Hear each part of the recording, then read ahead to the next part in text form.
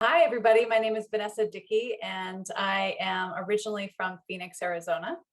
And my industry can be best described as international development. I currently work for the Peace Corps as a staff member, not as a volunteer, but as a staff member. And what that means is I get to support people who want to try on international development and serve in another country.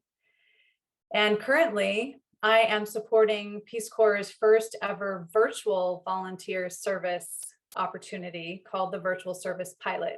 We're currently trying out the feasibility of serving in another country through virtual engagement. So our host country partners in now 34 countries submit their requests to us. And they say, we would like a returned Peace Corps volunteer to support teaching, to support agriculture, to support health. And they list the tasks that they want support with. And then we find at the current moment, we're only looking for returned Peace Corps volunteers, so people who have previous experience with Peace Corps, to support the pilot. Well, I was a very curious child, and about the age of 8, I was looking through a magazine at my grandmother's house. We didn't have the internet, so we spent hours and hours just looking at magazines at her house. And I remember seeing a picture of a Save the Children ad where children, hungry children, were standing around waiting for food.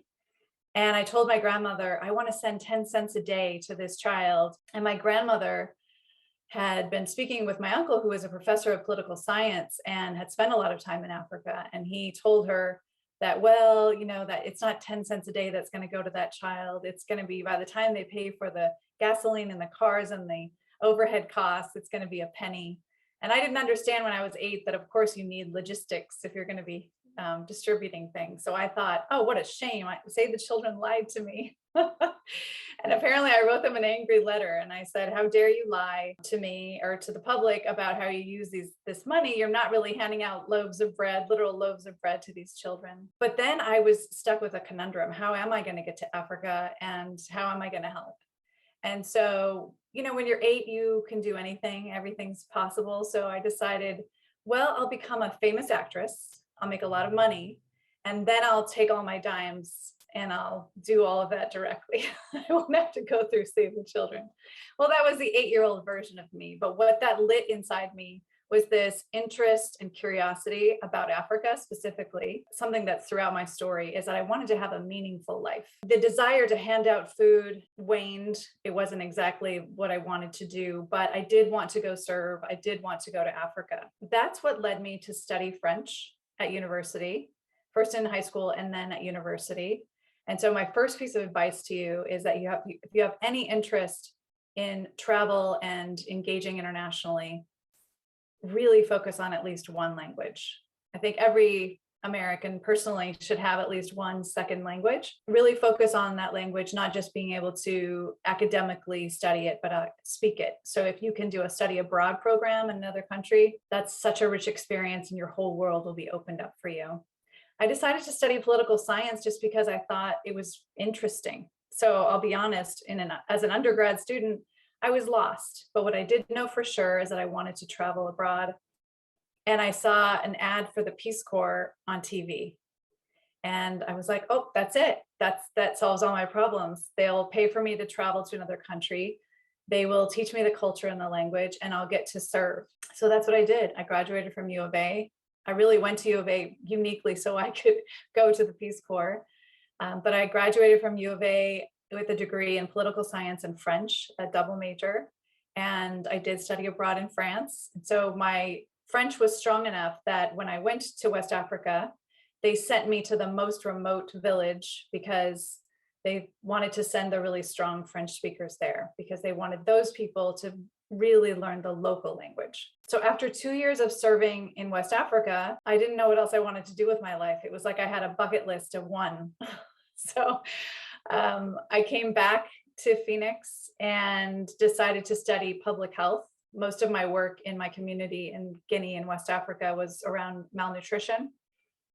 And I wanted more skills. So I ended up taking my French skills and my political science savvy, and I pivoted to public health. But I will say one thing about the social sciences that I think has served me very, very well. I learned how to write. and I learned how to convince people. And I used that to win a lot of grants, which enabled me to stay in positions where that were grant funded longer than expected. It enabled me to get into grad school by writing a very compelling essay, and I ended up having a very good graduate school experience. After I graduated from graduate school, I went back abroad, and I stayed abroad for almost 20 years. And I'm just back, newly back from a life abroad. And that has been one of the most profoundly interesting, difficult, challenging, gut-wrenching, wonderful roller coaster rides that one could ever have. It's been wonderful. And I'm really lucky to be able to continue that work even here because of this virtual opportunity that I'm working on now. So there's a few things I can think of. And one is, if you think you want to work in international public health, all of a sudden public health has become very in vogue because of COVID. You know, it's actually an exciting career. People have realized that public health is really important. If this is something you think you might want to do, working for the UN, working for the Centers of Disease Control, working for any international nonprofit organization that does health or any kind of infrastructure or education, Peace Corps is a great way to get started because you learn the skills you're going to need for those positions, one. Two, you're more competitive for getting those positions. Hiring managers that are looking at resumes where someone has a really great academic experience, but no challenging life experience, are more likely to put those resumes at the bottom of the pile. But if they see Peace Corps volunteer, especially someone who's completed their 2 years of service, they see dedication, commitment, because to be a Peace Corps volunteer, you have to be very resilient. You have to weather a lot of challenges. And so a hiring manager knows that, at least on some level. The other thing I'd like to say is internships are really important, more important than you realize in the moment, because you gain experience and you build a network. And so when I got out of graduate school and I had my Peace Corps experience already under my belt and thought I could do anything, you really feel like a superhero after you weather the challenges of Peace Corps. But I wasn't getting hired by Oxfam, by Save the Children, by CARE. And I remember I wrote to one of the hiring managers and I said, but I'm a Peace Corps volunteer and I speak French fluently and I have this graduate degree. Why wouldn't you hire me? And they said, you don't have quite enough field experience yet. But what I did have was 2 internships, one with CARE and one with Save the Children. I took advantage of every opportunity I could have when I was in graduate school. And those led me to my next job. They said, can you go for 6 months to Indonesia to start this pilot? It's related to your graduate research. And I'll be honest with you, I didn't even know where Indonesia was. I was like, is that near Bali somewhere? You know, it wasn't even a country in my mind, because for me, the world had 2 countries on it. It had the United States and it had Guinea. You know, those were my experiences, and the continent of Africa, really. And so I looked on a map, I educated myself, and I thought this could lead me to get the other jobs that I want to get in Africa. So why don't I give it a try? I can do anything for 6 months. Well, 6 months turned into 7 years. I lived in Jakarta and I ended up falling in love with urban malnutrition, public health, sanitation, behavior change work. One thing led to another. Those writing skills were employed. We won new grants. We were able to give more services to more people through that. And so that then led me back to Africa. So it was a little bit of a 7-year distraction, but it was a wonderful distraction. And so I always told my Peace Corps volunteers as they were finishing service that life is not what you think it is when you take your first step. Do the next most interesting thing and see where that leads. And that also means sometimes ending before you think you want to end. I also had my first job back to Africa was a disaster, and I only lasted a year. But because I was there, I met someone who worked for the Peace Corps, and I ended up coming back to Peace Corps and working for Peace Corps now for 10 years as a staff member. So do the next most interesting thing, build your network through experiences and internships, study abroad if you can, learn another language, and don't expect that, don't be looking at your dream job as your first step, but as a star that you're working towards. You might see that as you get closer to that dream job, it's actually not as shiny and wonderful as you thought it was going to be. So interview people who you think have your dream job and ask them what their day-to-day is like.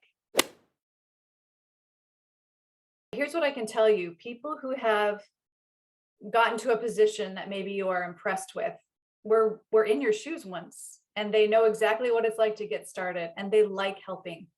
So don't be shy about reaching out. And you can start with your alumni network, you could start with your work network, but don't be shy. I mean, the worst thing they could say is no. So what? They were a total stranger to you to begin with, so it's okay. It's hard for me to remember back that far. It's been a little while, but I would just say I went into university thinking it's like a buffet and I should take a little bit of it, a taste of everything, and see what tastes good. And so I went to all kinds of events and I joined different clubs, and some of them lasted and some of them didn't. But that's those friendships and those relationships that you make at university can really be a springboard into what you end up doing or not. But what's the worst thing that can happen is you have a really fun time. The worst thing I think you can do is just stay in your very comfortable bubble with the friends that you maybe went to high school with and you guys all ended up going to college with. Try to branch out, try to meet people from other parts of the country. That's the most interesting thing about joining the Peace Corps. You think, oh, I'm going to be with a lot of other Americans. And then you realize that Americans are very diverse. And so you're thrown in there and you're meeting people from, the North and the South and the East and the West. And it's such a rich experience. So I would just take advantage of it, even at university, take advantage of the sports, the clubs, the events. There were a lot of cultural events. Go to those, find out about other cultures, see what might be interesting.